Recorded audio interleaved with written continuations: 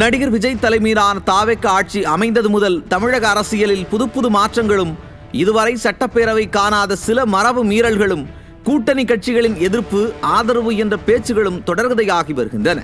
மிக முக்கியமாக திமுக ஆட்சியில் இருந்தபோது மிக மௌனமாக இருந்ததாக விமர்சிக்கப்பட்ட கட்சிகள் தற்போது தாவேக அமைச்சரவையில் இடம்பெற்றதும் வெளிப்படையாக கருத்து தெரிவிக்க தொடங்கி இருப்பது அரசியல் அரங்கில் பேசுபொருளாகி உள்ளது.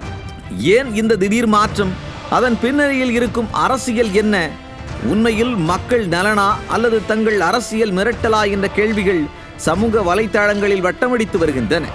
சட்டமன்றத்தில் முதலமைச்சர் விஜயின் பேச்சும் அதற்கு எதிர்க்கட்சிகளின் பதிலும் அரசியல் விவாதத்தை தீவிரப்படுத்திய நிலையில் தாவேக அரசுக்கு ஆதரவளித்துள்ள கம்யூனிஸ்ட் கட்சிகளும் விடுதலை சிறுத்தைகள் கட்சியும் முதலமைச்சர் விஜய்க்கு கண்ணிய அரசியல் செய்ய வலியுறுத்தி அறிக்கைகள் வெளியிட்டுள்ளன.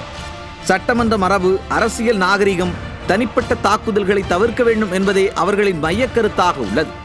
ஆனால் இங்கு அரசியல் விமர்சகர்கள் எழுப்பும் கேள்வி என்னவென்றால், இதற்கு முன் அவர்கள் கூட்டணியில் இடம்பெற்றிருந்த திமுக ஆட்சியிலும் தரம் தாழ்ந்த விமர்சனங்கள், கடுமையான வார்த்தை போர்கள் நிகழ்ந்தன. ஆனால் அப்போது ஏன் இதே அளவிலான கண்டனங்களை வெளிப்படையாக தெரிவிக்கவில்லை? கம்யூனிஸ்ட் கட்சிகளும் விடுதலை சிறுத்தை கட்சியும் வாய்மூடி மௌனமாக இருந்தது ஏன் என்பதுதான். கூட்டணியில் இருந்தாலும் ஆட்சி அதிகாரத்தில் இடம்பெற்றிருந்தாலும் ஆளும் அரசின் செயல்பாடுகளை விமர்சிப்பதும் முதல்வரின் விரும்பத்தகாத செயல்களுக்கு கண்டனம் தெரிவிப்பதும் வரவேற்கத்தக்கதே, பாராட்டுக்குரியதே. ஆனால் அரசியலில் நேரமும் சூழலும் தான் ஒரு அரசியல் கட்சியின் கருத்துக்களின் தீவிரத்தை நிர்ணயிக்கின்றன என்பதை இவர்களின் அறிக்கைகள் மீண்டும் வெளிப்படுத்தியுள்ளது. ஒரு ஆட்சி பெரும்பான்மை பெற்றிருந்தால் அதன் வலிமை உடனிருக்கும் கட்சிகளிடம் ஒரு சூழலை உருவாக்கும். அதே நேரம் மைனாரிட்டி ஆட்சியாக மற்ற கட்சிகளின் ஆதரவுடன் இருக்கும் ஆட்சி வேறொரு சூழலை உருவாக்கும்.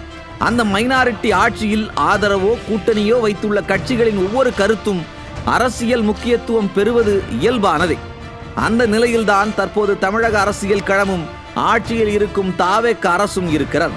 எதிர்க்கட்சியின் தாக்குதலை எதிர்கொள்வது ஒரு பக்கம் என்றால், ஆதரவளிக்கும் கட்சிகளின் ஆலோசனைகளையும் எதிர்ப்புகளையும் எச்சரிக்கைகளையும் சமநிலையுடன் கையாள்வது மற்றொரு பக்கம் தாவேக அரசுக்கு சவாலாகவே உள்ளது. அந்த வகையில் இடதுசாரிகளும் விசிகவும் வெளியிட்டுள்ள கருத்துகள் வெறும் அரசியல் மரியாதையை வலியுறுத்தும் அறிக்கைகளா, அல்லது கூட்டணியில் எதிர்கால செயல்பாட்டுக்கான எச்சரிக்கை மணியா, அல்லது மைனாரிட்டி என்பதாலா என்பது வரவிருக்கும் அரசியல் நிகழ்வுகளில்தான் தெளிவாகும்.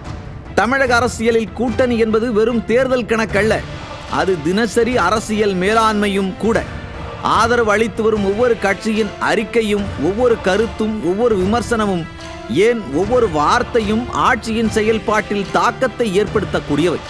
இதுவரை வெளியான அறிக்கைகளில் மக்கள் பிரச்சனைகளில் கவனம் செலுத்த வேண்டும், அரசியல் நாகரிகம் காக்கப்பட வேண்டும் என்ற கோரிக்கைகளே மையமாக உள்ள நிலையில் தாவேக அரசு மக்கள் பிரச்சனைகளை விட எதிர்க்கட்சிகளை விமர்சிக்கவும் நாகரிகமற்ற அரசியல் செய்வதிலும் கவனம் செலுத்தி வருவதை சுட்டிக்காட்டியதாகவே பார்க்கப்படுகிறது. ஆனால் அந்த சுட்டிக்காட்டலுக்கு பின்னால் உள்ள அரசியலும் கவனம் பெற்றுள்ளது. ஒரு ஆட்சியின் வலிமை சட்டமன்ற எண்ணிக்கையால் மட்டும் அளவிடப்படுவது இல்லை. கூட்டணியில் உள்ள கருத்து வேறுபாடுகளை எவ்வாறு சமாளிக்கிறது, விமர்சனங்களை எவ்வாறு ஏற்றுக்கொள்கிறது, அரசியல் மரியாதையை எவ்வாறு பாதுகாக்கிறது என்பதிலும் தான் அதன் நிர்வாகத்திறன் அளவிடப்படுகிறது.